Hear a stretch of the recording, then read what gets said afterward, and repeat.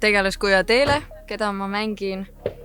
Ta on üpris sõnakas ja vahel ka sõjakas peretütar, aga ta on selle kõik ainult sellepärast, et ta hoolib millestki väga palju ja ta hoiab seda, mis on talle tähtis. Minu tegelaskuju on Jako ja ma arvan, et Jako tegelaskuju on niisugune nagu krapsakas. Sari nagu räägib sellest, kuidas elektripool läheb Eestile, Tallinnal läheb ära.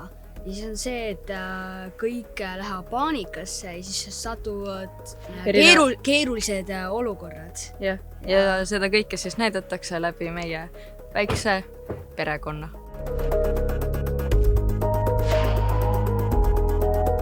Kui aus olla, siis see just juhtus täna. Yeah. Et me sõitsime mingi auto ukse küljest.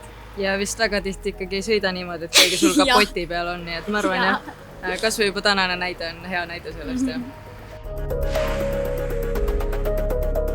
Ma arvan, et näiteks olekski nagu need pealinnad rohkem nagu Tallinn ja nagu Tartus ka. Ma arvan, et ma lähtun meie sarjast ja ma ei tahaks olla rongis. Näiteks nagu kuskil metsas. Ja ma mõtlesin ka metsa peale. Ja. Et see oleks minu päris lahe. Kuiva toitu näiteks ongi nuudled, kõvasti vett. Soojasid riideid. Ja soojasid selliseid asju, mida saab peale panna. Ja siis nagu äkki ka asju, millega sa saaksid rohkem nagu magada.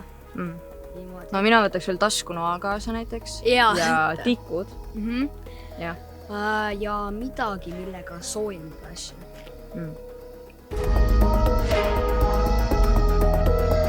Ma tahaks loota, et natuke ikka suudaks.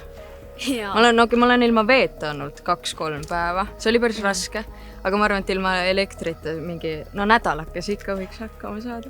Võibolla see on hästi loodetud, aga ja, lihtsalt see, et igasuguseid asju võib juhtuda ja sellepärast ma arvan, et üsna samamoodi.